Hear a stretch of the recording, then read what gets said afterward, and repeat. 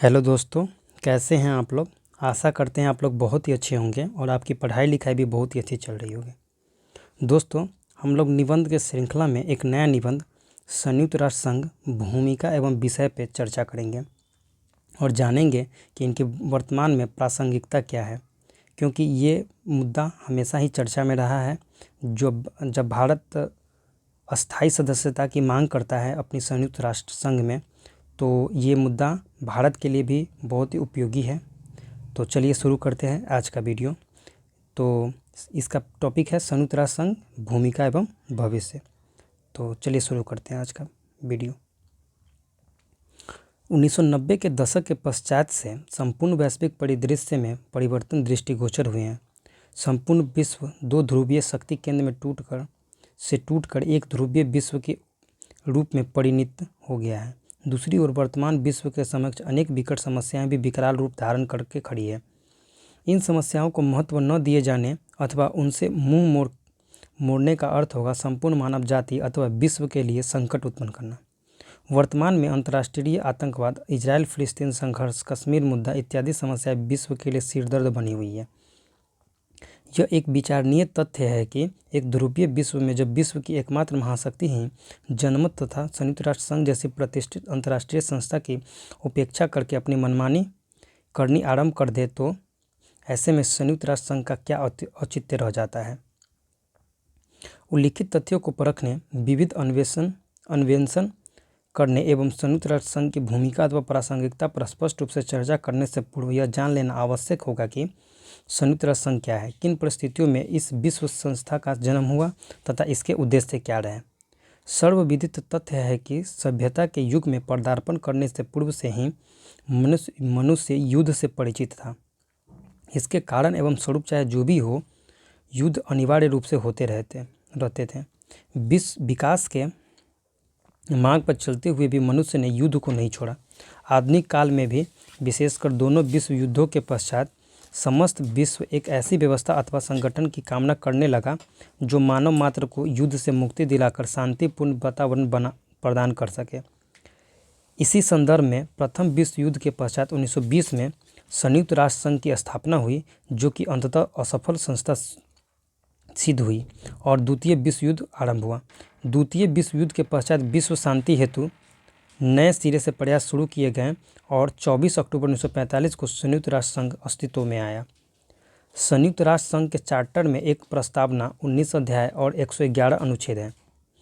Charter की प्रस्तावना में आने वाली पीढ़ियों को युद्ध की विभीषिका से बचाने के लिए आधारभूत मानव अधिकारों में मानव की गरिमा एवं महत्व में, नर नारियों तथा बड़े छोटे राष्ट्रों के समानाधिकारों में पुनः स्थापित करने, ऐसी परिस्थितियां उत्पन्न करने जिनमें न्याय तथा संधियों एवं अंतर्राष्ट्रीय विधि के दूसरे स्रोतों से आने वाले दायित्वों के सम्मान को बढ़ाया जा सके तथा सामाजिक प्रगति एवं अपेक्षाकृत अधिक व्यापक स्वतंत्रता के जीवन के श्रेष्ठतर मानकों की अभिवृद्धि करने का संकल्प लिया गया है। संयुक्त राष्ट्र संघ के कार्य के प्रमुख सिद्धांत निर्धारित किए गए हैं। पहला है सभी राष्ट्रों की संप्रभुता को समान रूप से सम्मान प्रदान करना। दूसरा है अपने कर्तव्यों का ईमानदारी पूर्वक पालन करना। तीसरा है सदस्यों के पारस्परिक झगड़े एवं विवादों का शांतिपूर्ण तरीके से समाधान। चौथा है सदस्यों को अपने अंतर्राष्ट्रीय संबंधों में ऐसे किसी ढंग से शक्ति के उपयोग की धमकी न देना और न ही शक्ति का उपयोग करना जो संयुक्त राष्ट्र संघ के उद्देश्यों एवं सिद्धांतों के विरुद्ध हो। तथा पांचवा है संयुक्त राष्ट्र संघ किसी भी राष्ट्र की आंतरिक मामलों में हस्तक्षेप नहीं करेगा, किंतु शांति भंग होने अथवा भंग होने का खतरा होने की स्थिति में अथवा आक्रमण होने की स्थिति में यह धारा लागू नहीं होगी और संयुक्त राष्ट्र आदेशात्मक मूलक कार्यवाही करने के लिए स्वतंत्र होगा। विश्व शांति एवं सुरक्षा की आकांक्षा से उत्पन्न संयुक्त राष्ट्र संघ अपने कर्तव्यों के निर्वाह में रत है तथा तब से लेकर वर्तमान समय तक इसने अनेक मसलों पर अपनी निर्णायक भूमिका का निर्वहन किया है। यद्यपि इस बात से इनकार नहीं किया जा सकता है कि कुछ मुद्दे पर इसकी भूमिका खामोश अथवा असफल रही, फिर भी इतना तो स्पष्ट है कि जिन उद्देश्यों से इसकी स्थापना की थी उसकी प्राप्ति हेतु यह आज भी तत्पर है। वर्तमान समय में जब विश्व दो ध्रुवीय शक्ति से एक ध्रुवीय शक्ति के रूप में स्थापित हो चुका है, तब शक्ति संतुलन उत्पन्न होना शक्ति असंतुलन उत्पन्न होना स्वाभाविक सी बात है। ऐसे में संपूर्ण विश्व में किस प्रकार संतुलन साधा जाए ताकि छोटे राष्ट्र जहां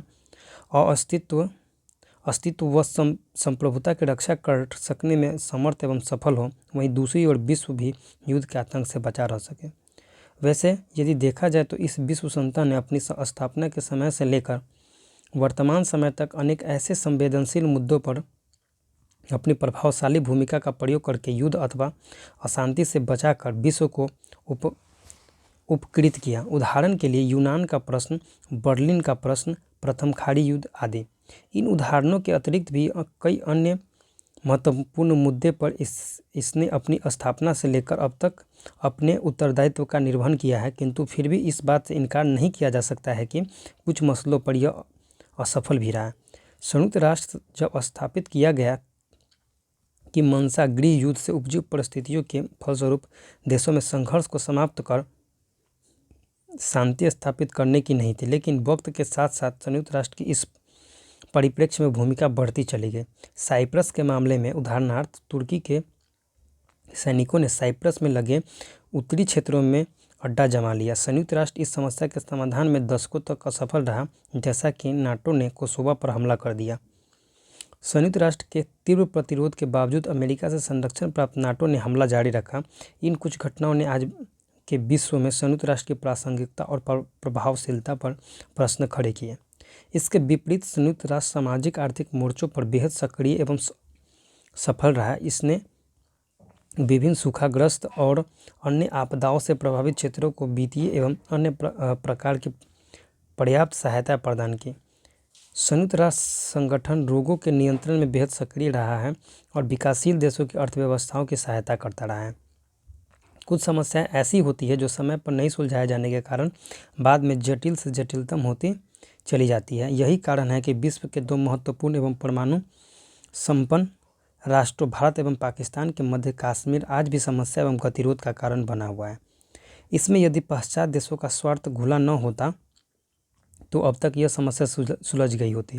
इसी प्रकार इजराइल फिलिस्तीन संकट में भी यदि बड़े राष्ट्र अपने निजी स्वार्थ को भूलकर समस्या के निराकरण की दिशा में प्रयास करते तो यह समस्या आज इतनी अधिक विकट न होती। इसका अभिप्राय यह है कि यदि संयुक्त राष्ट्र सुरक्षा परिषद में सम्मिलित पांचों अस्थायी वीटो शक्ति संपन्न सदस्य अपनी स्वार्थपूर्ण मानसिकता एवं कार्यों को त्याग कर वास्तव में विश्व शांति हेतु परस्पर मिलकर प्रयास करे तो निस्संदेह संयुक्त राष्ट्र एक शांतिपूर्ण एवं व्यवस्थित वैश्विक वातावरण का निर्माण करने में सफल हो सकता है। लेकिन संयुक्त राष्ट्र में सुधार की आवश्यकता क्यों है? इसके अंतर्गत मुख्य मुद्दा यूएन की अस्थायी सदस्यता और उससे जुड़ी सुरक्षा परिषद में वीटो शक्ति के पुनर्गठन को लेकर है। संयुक्त राष्ट्र की प्रभावी एवं सक्रिय भागीदारी अस्थायी 5 सदस्यों में से एक या अधिक के हितों के टकराव के चलते बाधित होती रही है। ये 5 सदस्य हैं संयुक्त राज्य अमेरिका, चीन, रूस, फ्रांस और यूनाइटेड किंगडम। संयुक्त राष्ट्र के अधिकतर देशों ने महसूस किया है कि सुरक्षा परिषद और संयुक्त राष्ट्र चंद देशों के निजी हितों को पूरा करने का माध्यम बन गया है। विशिष्ट रूप से संयुक्त राज्य अमेरिका का इस अमेरिकी प्रभुत्व रुख की कड़ी निंदा की गई। विकसित देशों में जर्मनी एवं जापान निरंतर सुरक्षा परिषद में उनकी अस्थायी सदस्यता पर बल देते रहे हैं। उनका दावा इस बात पर था कि वे बड़ी एवं शक्तिशाली आर्थिक शक्तियों और वे संयुक्त राष्ट्र अभियानों को एक बड़ी राशि प्रदान करते हैं। भारत भी संयुक्त राष्ट्र में अस्थायी सीट का दावा करता रहा है। उसके दावे का आधार है कि वह संयुक्त राष्ट्र अभियानों में निरंतर एवं व्यापक भागीदारी करता रहा है और दक्षिण एशिया का प्रतिनिधित्व करता है। भारत की बड़ी एवं बढ़ती अर्थव्यवस्था भी इसके दावे को बल प्रदान करती है। संयुक्त राष्ट्र के मौलिक चार्टर में परिवर्तन की मांग भी व्यापक रूप से उठती रही है। इस परिप्रेक्ष्य में क्या संयुक्त राष्ट्र को वास्तव में पुनर्परिभाषित करने की आवश्यकता है? इसके विपरीत संयुक्त राष्ट्र में कुछ संभव परिवर्तनों के साथ अभी भी शांति, सुरक्षा एवं विकास के संवर्धन एवं प्रोत्साहन का सर्वाधिक दक्ष एवं सर्वोत्तम संगठन के रूप में उदित होने की शक्ति है। तो ये इससे यहीं पे ख़त्म होता है। तो आशा करते हैं आप लोग को ये वीडियो अच्छा लगा होगा। अगर ये वीडियो अच्छा लगे तो चैनल को सब्सक्राइब जरूर कीजिए। Thank you.